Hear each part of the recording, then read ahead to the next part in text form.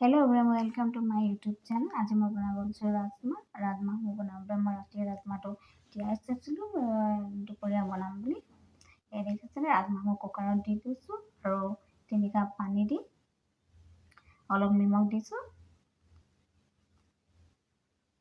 এতিয়া কুকাৰটো ঢাকনটো মাৰি সিজিবলৈ বহাই দিছোঁ আৰু তাৰ লগতে আমি কাটি লৈছোঁ এটা পেষ্ট বনাবৰ বাবে কেইফুটামান নহৰু এটা জলকীয়া আৰু এডোখৰ আদা টুকুৰা টুকুৰকৈ কাটি থোৱা হৈছে আৰু লগতে এটা পিঁয়াজো দি দিম।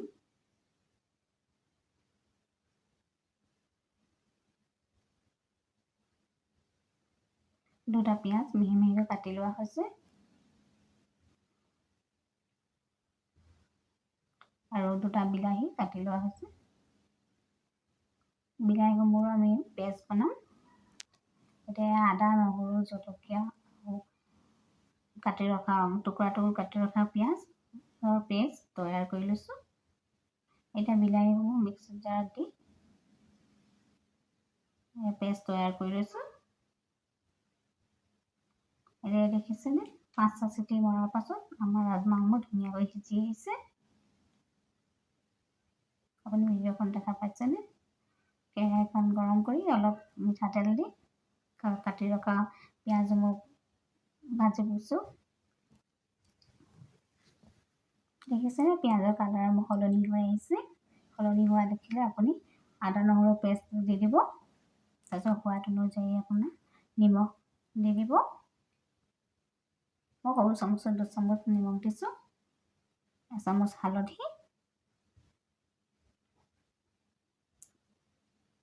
অলপ সময় লৰাই দিব। যেতিয়া দেখিব পানীখিনি শুকাই তেলসমূহ ফুটি আহিছে, দেখা পাইছেনে? তেতিয়া বিলাহী পেষ্টসমূহ দি দিব। আকৌ অলপ সময় লৰাব। বিলাহী পেষ্টটো অলপ সিজিবলৈ দি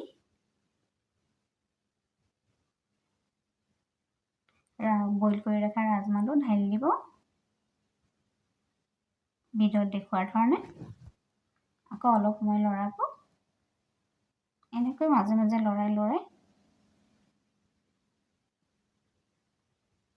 এই দেখিছেনে ৰাজমাহবোৰ শুকাই আহিছে।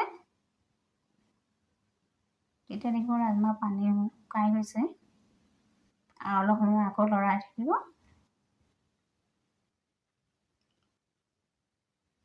এই দেখিছেনে ৰাজমাহ পানীসমূহ সম্পূৰ্ণ শুকাই গৈছে। তেতিয়া আকৌ অলপ পানী এড কৰি দিব।